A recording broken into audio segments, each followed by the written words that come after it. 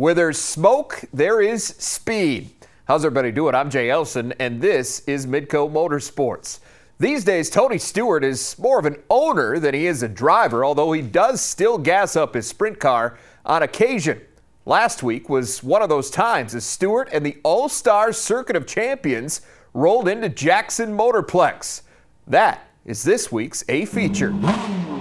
There is a look at Stewart, who would start 21st in the 26-car field for the night's main event. Trouble right off the bat. Sawyer Phillips spins in turn 4, collecting Hunter Schurenberg and Skylar Prohaska in the process. None of the three would be able to continue. That brought a complete restart, and it's Chad Kemena shooting into the lead. He gets some company a few laps later. First, it was Dave Blaney, and then Kerry Madsen. It'd be a thrilling, albeit quick, three-way battle that was ultimately won by Madsen. The race would stay green the rest of the way, so Madsen quickly worked his way into traffic where Aaron Reitzel attempted to chase him down. He'd get close, but the 87 never did manage to make the pass. Kerry Madsen holds him off to earn his 8th career All-Star victory.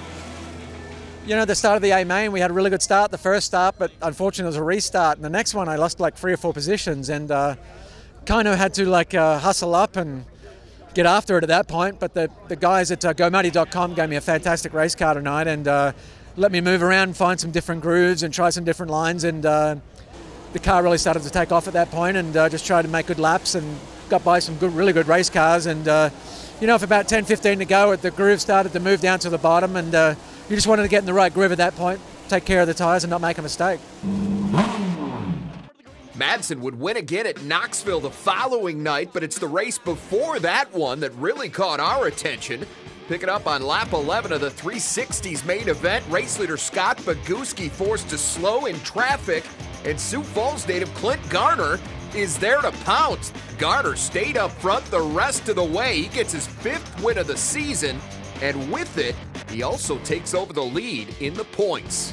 I'm so happy to be up front of that thing. I mean, just last weekend I qualified bad, and I know how easy it can be, you know, you're just a couple tenths off and you're at the back or in the B main, you know, so just grateful to be here. You know, can't thank Al Parker and his guys, my brother.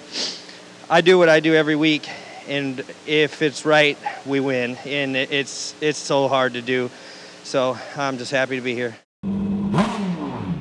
Not a bad way to tune up for one of his biggest weeks of the season. We'll sit down with the reigning 360 Knoxville Nationals champ when we come back.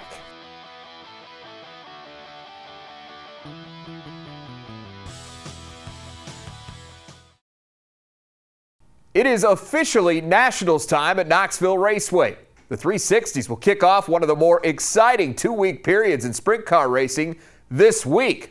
I recently caught up with that event's reigning champion, Sioux Falls native Clint Garner, to get his thoughts on defending the crown. All right, Clint, well, take us back to that experience last year. You'd been chasing that first Nationals title for quite some time. So what was the key to finally getting that whole thing done? You know, the starting position meant a lot, and all that came from the draw originally coming into the gate on Friday night. You know, we got to go out early qualifying and landed a good time, you know, quick time, you know. So we come out of Friday night high point car and put ourselves in position to win that race, you know. And I did that the year before, you know. Also, I just came up a little bit short, you know. I learned a couple of things the year prior, you know, racing against Sammy and Lasowski got in there, you know, and I ran 3rd. But you know, that next year the track conditions were a little more to my liking, just quite not as technical to where Sammy could shine through, you know. So it was a lot to do with our qualifying effort, and then just kind of finishing it out was the easy part, per se. You take the checkered flag, you get into victory lane. What are the emotions like after you realized what you had actually gotten done? You know, it really didn't feel a whole lot different. You know, all the hype on Saturday coming up to the race, that was definitely, you know, overwhelming. That was difficult to deal with and not let it get to me, you know. But once I got in the race car and took the green flag, I mean, you know, I was going around Knoxville Raceway 16, 17, 18 seconds, whatever it was. And, you know, I do that every Saturday night, so it wasn't a big deal that way. You know, I just kind of, you know, had to pay attention on the restarts and make sure and hit my line and not spin the wheels. All right, well, fast forward to this year now. You're set to qualify for the 28th Annual 360 Nationals on Friday. Any extra pressure that you're feeling coming in this year as the defending champ? No, I'm not putting any on myself. I know how hard it is to do, and I don't want to leave there unhappy. You know, it was, you know, surprising to myself to do what we did last year, and you know, if a guy could do it again, that would be unbelievable. Sure. You know, so I'm just going there, you know, with an open mind and make sure that we have a good time.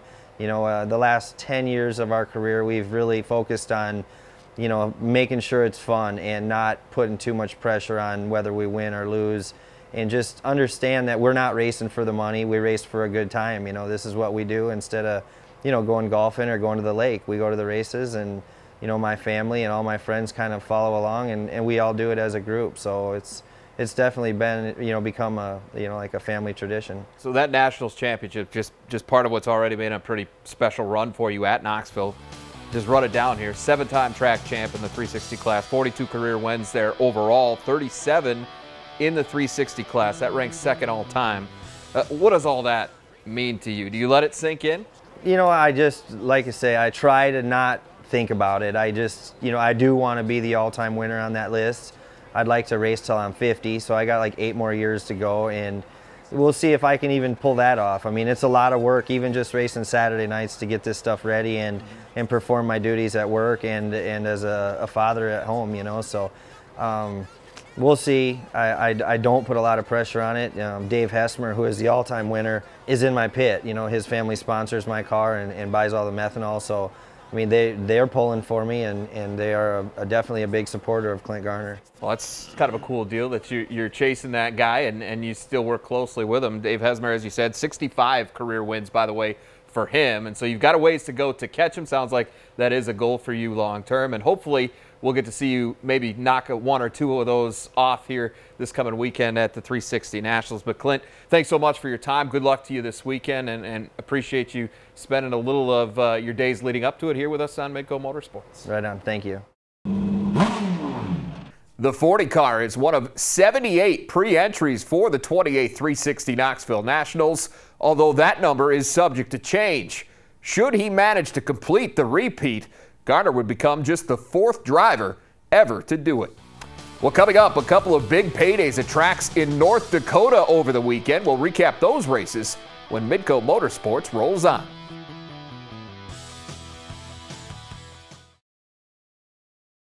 Dacotah Speedway is home to one of North Dakota's longest-running racing traditions. The Governor's Cup is a 2-night affair which offers some of the track's highest payouts of the season. This year's 29th annual event also included the NOSA Sprints, which made just their 2nd ever appearance in Mandan. We'll start things off with the IMCA Modifieds. Bismarck's Mark Dahl owned the first 10 laps of this one. Take a look at that lead. Dahl would be forced back to the pack, though, thanks to a caution, and it proved costly for him. After a 5-lap battle, Dahl gives way to the 11K of Jeremy Keller. Meanwhile, a little further back, Arkansas native Jeff Taylor in the midst of a tremendous run. After going through the B main and working his magic from the 14th starting spot in the feature, Taylor moves from 4th to 2nd with 6 to go. 1 lap later, Taylor completes the task as he gets past Keller on the outside. What a run! Taylor takes the checkered flag, although Dahl's 4th place finish was enough to earn him the Governor's Cup title. Mark Dobmeyer looking to make it 2 straight in the NOSA Sprints after winning Friday, but that bid came to a very quick and scary stop. Dobmeyer bumps tires with Jordan Adams on the opening lap, and that throws the 13 into a barrel roll. Fortunately, the catch bench did its job, and after nearly 5 minutes, Dynamite able to emerge from the car unharmed. Here's what he had to say about the wreck. Just bumped wheels with a guy. It was a racing deal. He didn't know I was there, and he was coming up the track, and I was trying to slip around the outside and bumped wheels and just went for a wild ride. Once I saw him coming up the track, I knew it was going to be a wild one because I was at full speed. And I mean, that's a pretty good racetrack. They prepped it just perfect. So bad news is I was probably up to about 110 when it started flipping, and then I saw myself get sideways, and after that I just shut my eyes and held on, and several hard hits. It was a violent flip, I know for sure, and it definitely crunched the car, and it folded the roll cage right in around my seat actually, and got pretty lucky to walk away from this one. When racing resumed, East Grand Forks' Bob Martin paced the field, but he'd quickly find himself in a back-and-forth battle. Zach Wild speeds past him the next time around, only to have Martin retake the lead one lap later. Martin would keep it out front for the next 10 circuits, but here comes the 9N. Wade Nygaard up from the 5th spot to challenge for the lead. Martin managed to hold him off once, but he couldn't do it twice. Nygaard gets the job done one lap later and takes it home from there.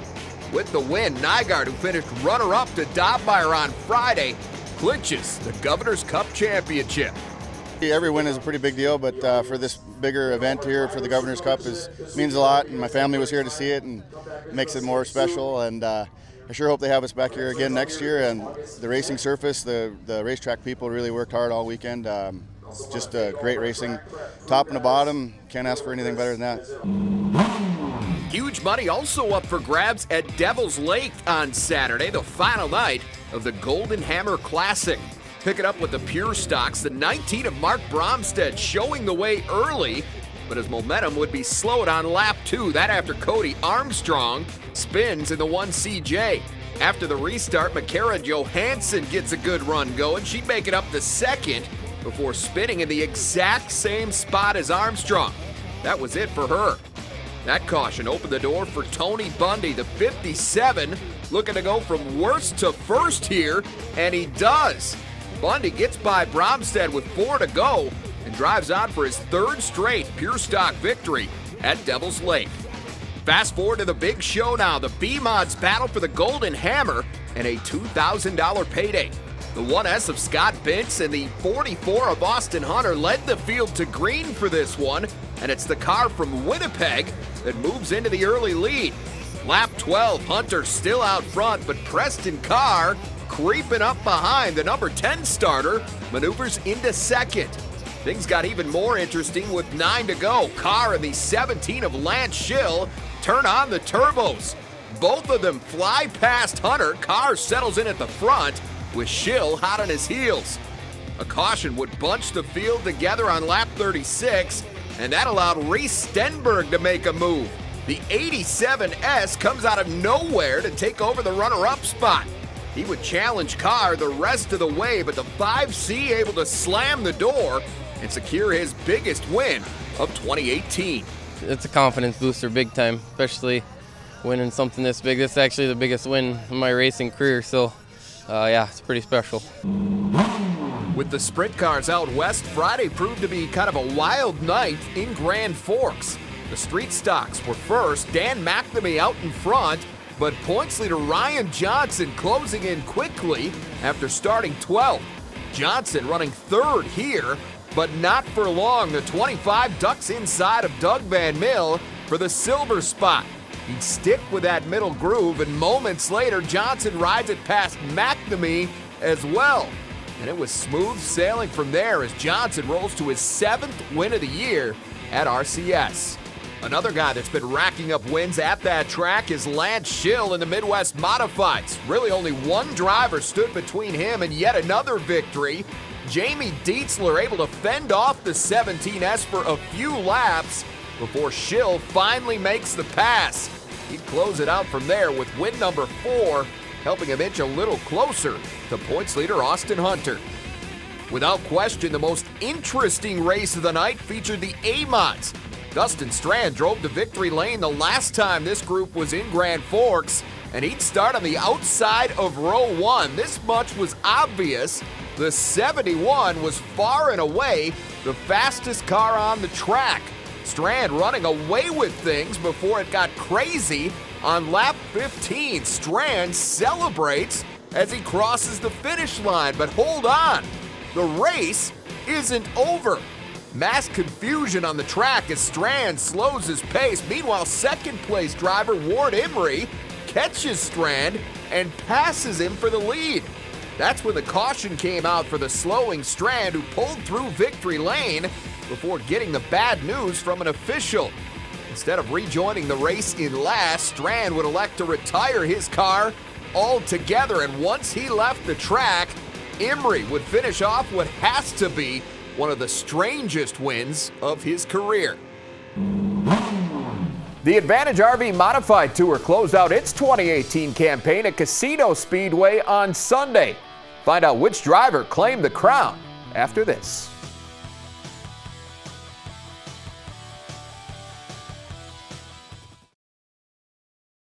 The Advantage RV Modified Tour comes at you fast and furious. This year, that meant running its entire 3-state, 13-race schedule in a matter of 8 weeks.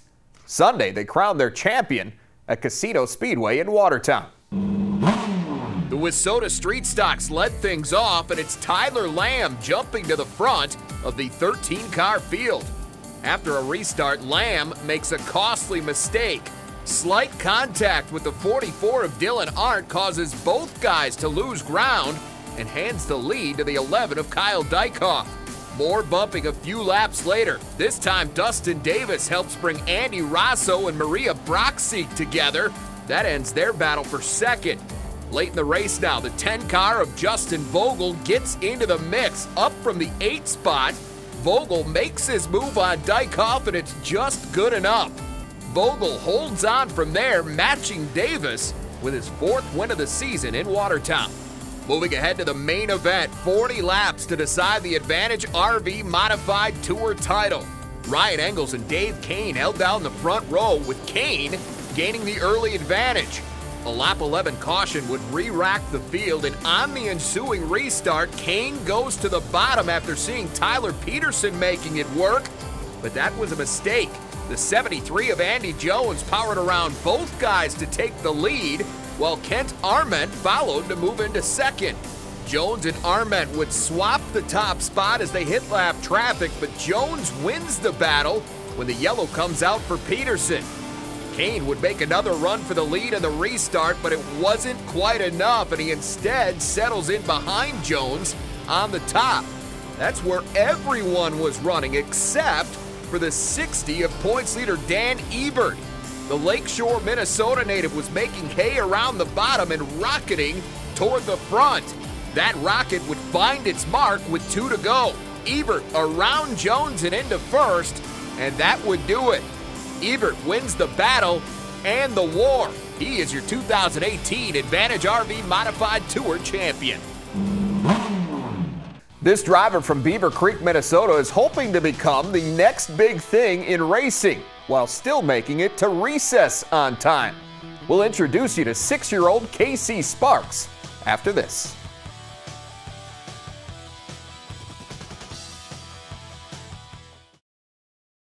And welcome back. Start them young is a phrase we often hear in sports, and today we feature a local driver who's only been racing for 3 years. But consider this, that's already half of his life. Kelly Stewart has more on winged cage kart driver Casey Sparks. Think back to your childhood years. What were your outdoor hobbies? Most of us probably were learning to ride a bike, maybe rollerbladed, went sledding, anything that gave us the thrill of going fast. But Casey Sparks from Beaver Creek, Minnesota has taken going fast to a whole new level. We got the opportunity to get to know this future star in Q&A with KC.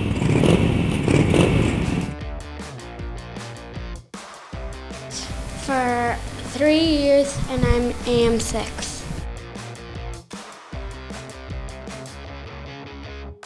Flat cart. Awesome. And then what is this? A wing cart.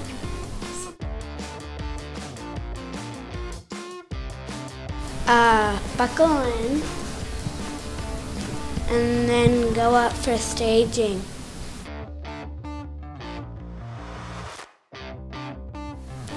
Me. You're your own favorite driver? Yes. I love it. And when you get in there, do you ever get nervous or anything?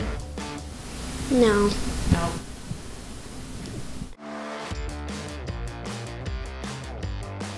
Be a sprint car driver.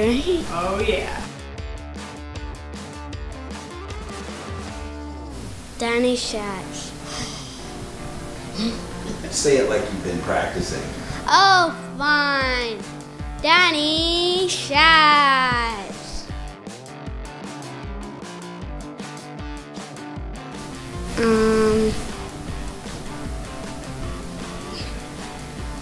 Mom and Dad. It would be mom and dad, and why is that? Because they know more about racing than I do. I think the biggest thing is every single weekend of the summer, and you know, we're together as a family. So it's not, you know, Dad's off doing his thing and Mom and the kid are at home. We're together every single weekend. So it's a really good family thing. And the racing community is a huge family. I mean, there's so many people around the area. It's like, yeah, I know them, and when something happens, I might not know them personally, but I feel it, and we're a family. Not just immediate family, but racing family.